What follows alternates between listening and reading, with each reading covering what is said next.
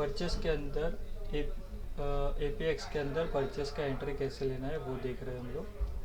तो सबसे पहले यहाँ पर एक बार ब्रांच हमारा देख लेना है कि मैं अभी सुभानपुरा ब्रांच में एंट्री कर रहा हूँ तो वो सिलेक्टेड है कि नहीं। परचेस के लिए ट्रांजैक्शन, परचेस बिल, एक बार यहाँ भी कंफर्म कर लेना है कि अपना ब्रांच है कि नहीं। ये जो नंबर है PB/Subhan/30 वो ऑटोमेटिक जनरेट होगा। ये जो डेट है, हम परचेस बिल कौन सी डेट को एंटर कर रहे हैं। परचेस बिल तो आया होगा जैसे 15 तारीख का, वो सप्लायर ने 15 तारीख का दे दिया, पर हम एंटर कर रहे हैं 21 को, तो वो 21 लेंगे। वैसे ऐसा होना नहीं चाहिए, सेम डे ही परचेस हो जाना चाहिए। तो 15 तारीख इनवॉइस का डेट है तो हम 15 तारीख में ही लेंगे, सेम डे परचेस कर लेंगे। उसके बाद आएगा सप्लायर का नाम। अगर ऑलरेडी अंदर नाम होगा, जैसे यहाँ पर मेरे पास TNS करके है, तो वो सिर्फ इनिशियल लेटर्स लिखने के बाद ही वो अपने आप पूरा नाम सिलेक्ट कर लेगा। तो हमें वो सिलेक्ट करके आगे बढ़ना है। अगर नहीं है, जैसे VNS नहीं है, तो ये न्यू पॉपअप आ जाएगा, तो हमें यहाँ से नया जनरेट करना है। उसमें हम नाम लिख सकते हैं VNS। वो सप्लायर के साथ हम कब से ट्रांजैक्शन कर रहे हैं, तो जैसे 1/6 ले लेते हैं, तो इसके पहले के अलाउड नहीं करेगा सिस्टम। मई महीने का बिल फी डालने नहीं देगा, तो ये जून का पहली तारीख ले लेते हैं। यहाँ पर जो भी उसका एड्रेस है, जैसे शॉप नंबर 1 X कॉम्प्लेक्स करके उसका सिटी और स्टेट, यहाँ पर भी एक बार सिटी सेलेक्ट कर लेना है। पिन कोड 390023, उसका फ़ोन नंबर, कॉन्टैक्ट, कोई एक पार्टी होगी तो उसका कॉन्टैक्ट नंबर यहाँ पर लिख सकते हैं। ये कैटेगरी में बाय डिफ़ॉल्ट 1 सिलेक्ट करना है। सप्लायर टैक्स इनपुट में लोकल परचेस इनपुट, या उसके अलावा ये वाला इंटर स्टेट GST कर सकते हैं हम। सेम स्टेट का है सप्लायर, इसके लिए ये सिलेक्ट करना है। और उसका ग्रुप बाय डिफ़ॉल्ट क्रेडिटर रहेगा। उसका पैन नंबर, जो भी उसका पैन डिटेल होगा वो आप यहाँ पर डालेंगे। 10 डिजिट का पैन नंबर होगा। GST सारे मोस्टली सब GST रेगुलर में ही होंगे, पर एक बार नए सप्लायर है तो उससे कंफर्म करना है कि वो कंपोजिट है, रेगुलर है कि किस तरह से है। उसके बाद GST नंबर, जो भी उसका GST डिटेल रहेगा वो 10 + 2 + 3 15 डिजिट का मैक्सिमम होगा। GST मैक्सिमम नहीं, ऑलवेज 15 डिजिट का ही होगा, तो वो मेक श्योर कर लेना है। इतनी डिटेल। फिर ये TCS एप्लीकेबल है कि नहीं वो एक बार आप मुझे पूछ लेंगे तो मैं बता दूंगा यहाँ टिक लेना है कि नहीं। उसके लिए काफ़ी डिटेल है, वो मैं आपको बाद में बताऊँगा। ये जो लिस्ट है कॉन्टैक्ट पर्सन करके, तो ये VNS करके जो पार्टी है उसके अलग अलग पर्सन हो सकते हैं, सेल्स का, अकाउंट्स का, या कोई और अलग भी डिपार्टमेंट हुआ, तो वो सब सारे लोग के डिटेल हम यहाँ रख सकते हैं, ताकि जो भी हम अभी ऑपरेटर है जो भी वो अगर अवेलेबल नहीं है तो हम सिस्टम से निकाल सकते हैं सारे डिटेल। फिर ओके कर देंगे तो वो जनरेट हो जाएगा। अभी मैं कैंसिल करता हूँ। अगर आप ओके कर देंगे तो ये यहाँ लिस्ट में, सप्लायर के लिस्ट में वो VNC दिख जाएगा। जैसे ये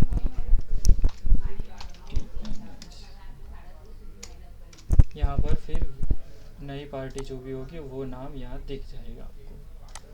फिर उसका बिल नंबर है, बिल नंबर होगा वो एज इट इज़ ही आपको डालना है। अगर डैश है तो डैश डालनी है, स्लैश है तो स्लैश डालनी है, स्पेस है तो स्पेस डालनी है। उसके बाद नंबर जो भी है एज इट इज़ लिखना है बिल के नंबर को टिक, क्योंकि वो GST में वेरीफाई होगा। अगर यहाँ पर दिक्कत कर देंगे, डैश की जगह स्लैश कर देंगे, तो वो सिस्टम में बाय डिफ़ॉल्ट मिसमैच में दिखेगा। तो वो एक मैनुअल एफर्ट्स डाल के फिर हमें वापस से चेक करना रहेगा। इससे अच्छा है कि जहाँ डैश है वहाँ डैश, स्लैश है तो स्लैश, जो भी है एज इट इज़ लिखेंगे हम। यहाँ पर बिल का डेट 15 तारीख, बिल नंबर फिलहाल अपना डाल देता हूँ 45, ठीक है। फिर इसके बाद मोबाइल आइटम है, एसेसरीज आइटम है, जो भी है वो आप यहाँ डाल सकते हैं। परचेस के लिए अगर ऑलरेडी है अंदर तो आप सर्च कर सकते हैं, जैसे एग्जांपल के लिए S22, तो *S22 स्टार, फिर एंटर करेंगे, उसके बाद दोबारा एंटर, तो सारे इन्वेंटरी जिसमें S22 लिखा होगा वो सारी इन्वेंटरी यहाँ आपको लिस्ट आउट मिल जाएगा। जैसे S22 8/256 ब्लैक, यहाँ पर कलर अलग होगा तो इन्वेंटरी अलग हो जाएगी। ये 8/256 है, S22 ही है, नीचे भी सेम ही है, पर ये कलर अलग है तो इन्वेंटरी अलग मिलेगी। ये आपको 99% मिल जाएगा। अगर कोई नया मॉडल आया है तो आप क्रिएट कर सकते हैं, पर वो भी शायद हम HO से ही क्रिएट करके दे देंगे, तो उसका दिक्कत नहीं आएगा आपको। मैं एक बार वो भी दिखा देता हूँ कि नई इन्वेंटरी कैसे क्रिएट करनी।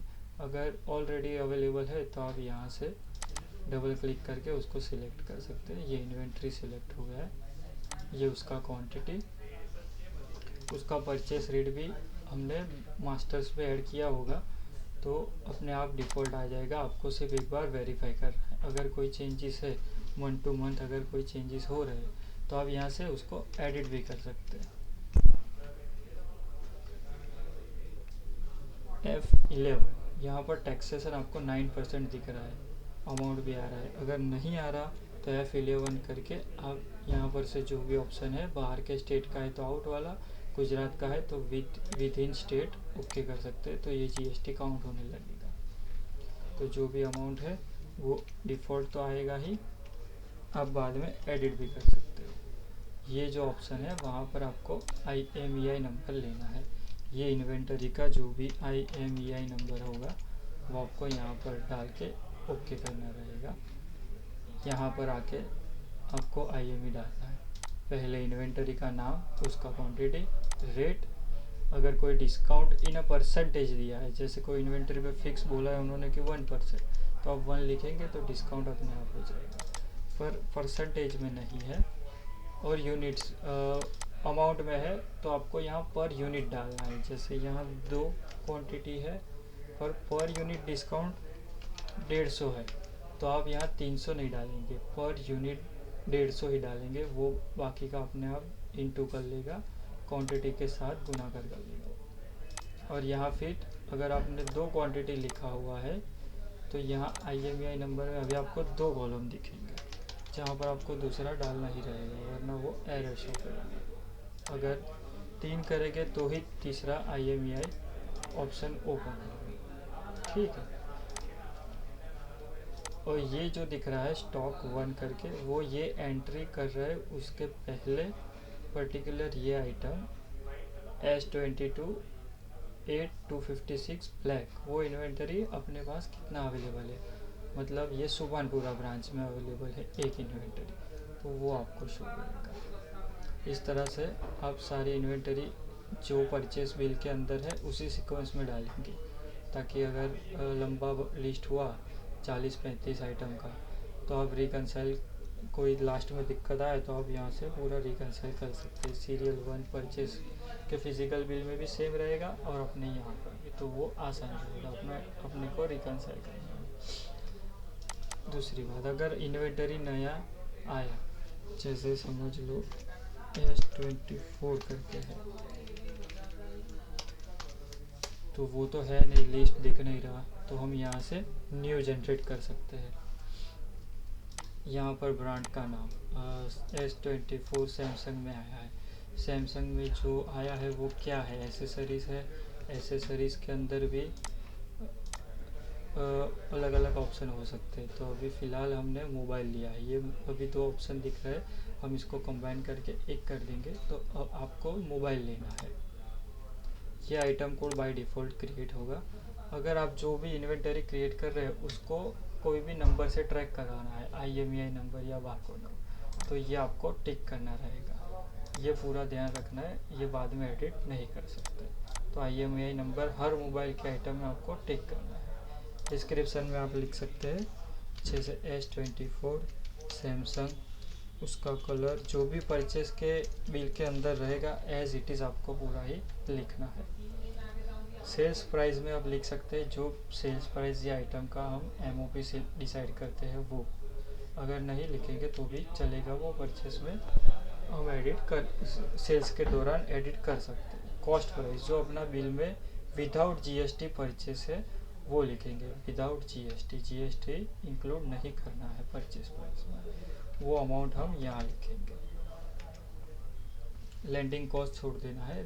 री ऑर्डर लेवल हम इन्वेंटरी के हिसाब से डिसाइड कर सकते हैं, तो वो इन्वेंटरी पे बेस रहेगा। री ऑर्डर लेवल यानी सिस्टम हमको शो करेगा कि अभी जैसे यहाँ मैं 2 लिख रहा हूँ, तो जब स्टॉक में लास्ट 2 रहेगी तो वो हमें एक रिपोर्ट में बताएगा कि S24 अब हमारे पास 2 ही बचे हैं तो दूसरे मंगवा लीजिए, वो अलग से एक रिपोर्ट आएगा री ऑर्डर लेवल करके।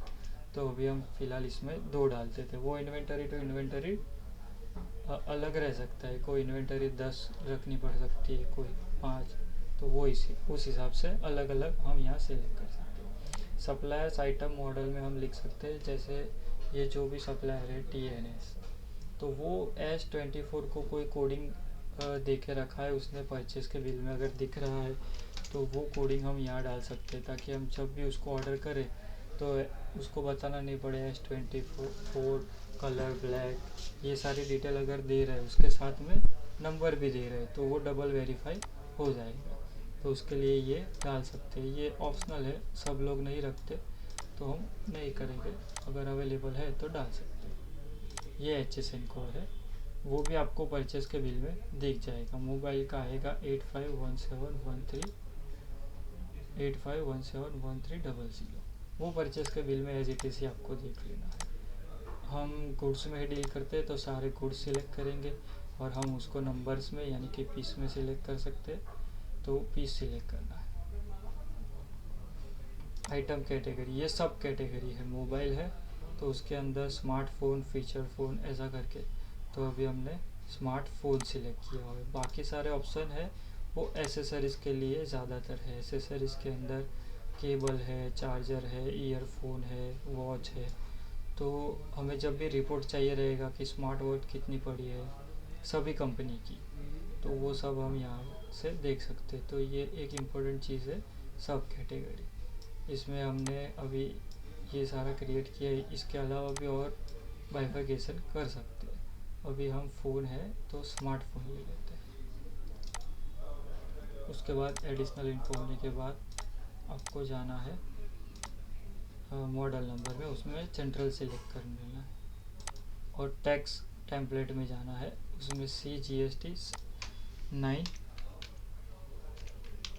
IGST 18%, IGST 18%, CGST 9%। Inward outward, inward का मतलब है परचेज के दौरान हमें क्या टैक्स लग रहा है, सेल्स के दौरान क्या टैक्स लग रहा है, तो दोनों में सेम ही आएगा। तो 9 9 18 18 9 9। IGST क्या होता है, CGST और SGST का कॉम्बिनेशन होता है, तो वो 9 + 9 18 आएगा। ठीक है,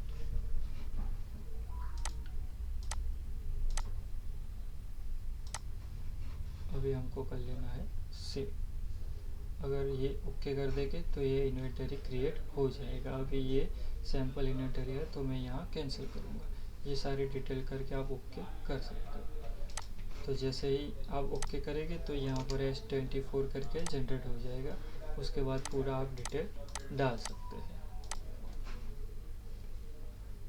ये TCS का ऑप्शन मैं आपको बाद में दिखा दूंगा, और वो ऑटो ही हो जाएगा तो उसकी दिक्कत नहीं है। राउंड ऑफ के लिए है, अगर राउंडिंग ऑफ में आपको कुछ माइनस करवाना है तो अब यहाँ लिख लेंगे, प्लस कराना है तो वो यहाँ लिख लेंगे, और डिस्काउंट वगैरह कुछ है तो ये डिस्काउंट तो यहाँ ऐड कर देंगे। ठीक है, और उसके बाद फाइनल बिल जनरेट ओके कर देंगे तो हो जाएगा सेव। तो अभी तो ये ट्रायल है तो मैं ओके नहीं करूँगा, कैंसिल करूँगा। अगर ये एक बिल सेव हो गया है परचेस का, उसके बाद आपको देखना है कि कोई भी क्वेरी के लिए उसको आपको देखना है, तो यहाँ से देख सकते हैं ट्रांजैक्शन, परचेस, स्टॉक परचेस, उसमें अपना ब्रांच और कब से कब तक का देखना है वो सिलेक्ट करना है, फिर करना है प्रोसेस।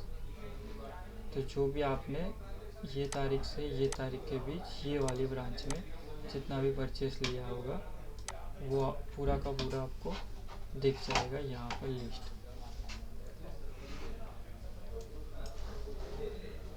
और उसके अंदर डिटेल में भी आप जा सकते हैं। यहाँ पर जो गैप आ रहा है उसका मतलब ये है कि ये नाम यहाँ रिपीट हो रहा है, उसके बाद ये यहाँ 2 जगह पर इस तरह से, इसमें कोई गलती नहीं है, ये ऐसे रिपीट हो रहा है।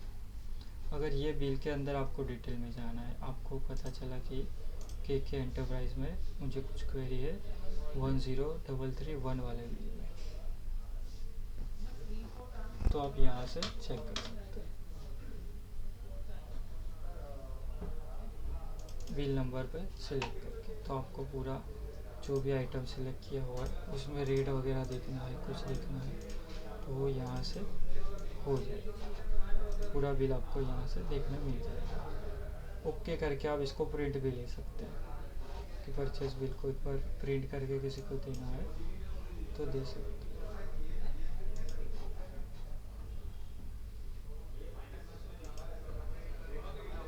इसके अंदर कुछ एडिटिंग करना है। अगर आपने डेट गलत डाला है तो यहाँ सिलेक्ट करना है, एडिट करना है और फिर यहाँ से ये वाला डेट आप बिल का डेट, बिल नंबर वो चेंज कर सकते हैं। इन्वेंटरी के अंदर कोई चेंज नहीं कर सकते। एक बार इन्वेंटरी डाल दिया तो वो ख़त्म, उसमें फिर एडिशन डिलीशन नहीं हो पाएगा। तो पूरा परचेस बिल डालते टाइम आपको ध्यान रखना है कि एक कंटिन्यू बिल ख़त्म हो जाए उसके बाद ही आप कोई और टास्क ले सकते हैं। पूरा बिल 0-0 मैच हो जाना चाहिए आइटम वाइज, IMEI वाइज, क्योंकि ये सिर्फ बिल नंबर और बिल डेट की क्वेरी में कर सकता है, बाकी कुछ नहीं कर सकते एडिट।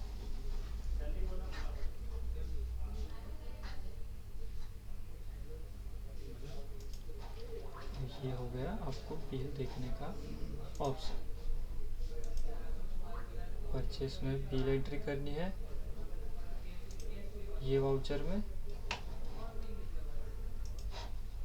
और परचेस में लिस्ट में जाके आपको सारी एंट्रीज देखनी है तो वो आप इस तरह से देख सकते हैं। अगर इसमें कोई क्वेरी हो तो आप मुझे कॉल करिएगा, ठीक है। Okay, thank you.